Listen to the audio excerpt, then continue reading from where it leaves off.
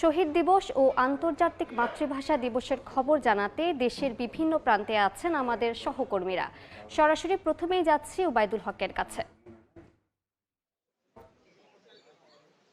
আজকে ভোরের আলো ফোটার সঙ্গে সঙ্গে কিন্তু ময়মনসিংহের যে কেন্দ্রীয় শহীদ মিনার রয়েছে টাউন হলে, সেখানে কিন্তু বিভিন্ন বয়সী সর্বস্তরের মানুষ কিন্তু 52 ভাষা আন্দোলনে যারা আত্মত্যাগ করেছেন সেই বীর শহীদদের শ্রদ্ধা জানাতে তারা এখানে আসছেন এবং ফুল দিচ্ছেন। আমরা দেখতে পাচ্ছি যে বিভিন্ন সামাজিক এবং সেবামূলক সংগঠন সহ একেবারে শিশু থেকে শুরু করে বিভিন্ন বয়সী মানুষ তারা শহীদ মিনারে এসে ফুল দিচ্ছেন, শ্রদ্ধা জানাচ্ছেন। এবং এর আগেও আমরা দেখেছি যে প্রথম প্রহরে কিন্তু যে ময়মনসিংহ ৪ আসনের যিনি সংসদ সদস্য আবু ওহাব আকন্দ, তিনি সর্বপ্রথম এই শহীদ মিনারে ফুল দিয়ে শ্রদ্ধা জানান। এরপর একে একে শ্রদ্ধা নিবেদন করেন বিভাগীয় কমিশনার, রেঞ্জ ডিআইজি, জেলা প্রশাসন, জেলা পুলিশ থেকে শুরু করে বিভিন্ন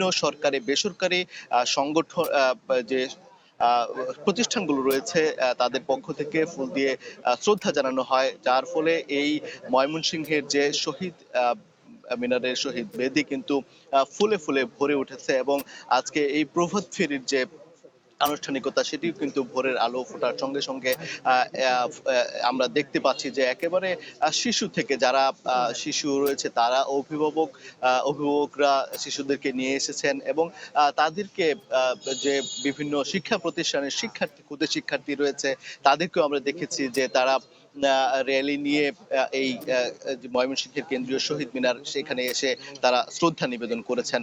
আসলে যারা অভিভাবক তারা যেটি জানিয়েছেন যে শিশুদের মাঝে যে এই 52 যে চেতনা, সেটিকে আসলে জানান দেওয়া, সেটিকে সেই চেতনা জাগ্রত করার জন্যই আসলে শিশুদেরকে নিয়ে এই সকাল সকাল আসলে তারা ফুল দিতে এখানে এনেছেন।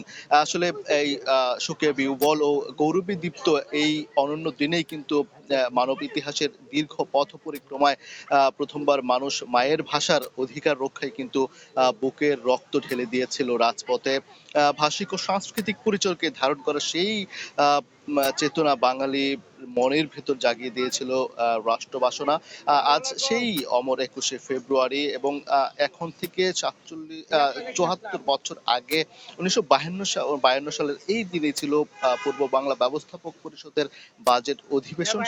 সেদিন ডাকা হয় ধর্মঘট এবং ধর্মঘট প্রতিহত করতে ঢাকা বিশ্ববিদ্যালয় এবং আশেপাশের এলাকায় 144 ধারা জারি করে প্রশাসন কিন্তু পাকিস্তানি শাসকদের রক্ত চক্ষু উপেক্ষা করেও 144 ধারা ভেঙে মাতৃভাষার মর্যাদা ও অধিকার রক্ষার দাবিতে সেদিন পথে নেমে এসেছিল ছাত্র, শিক্ষক, শিশু, কিশোর সহ নানা বয়সী অসংখ্য মানুষ এবং বজ্র কণ্ঠে আওয়াজ তুলেছিল রাষ্ট্রভাষা বাংলা চাই।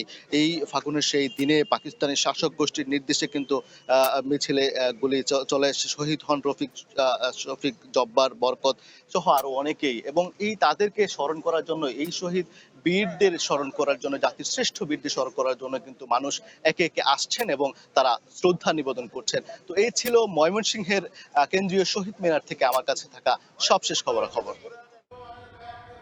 আমরা এতক্ষণ সরাসরি যুক্ত ছিলাম ময়মনসিংহে।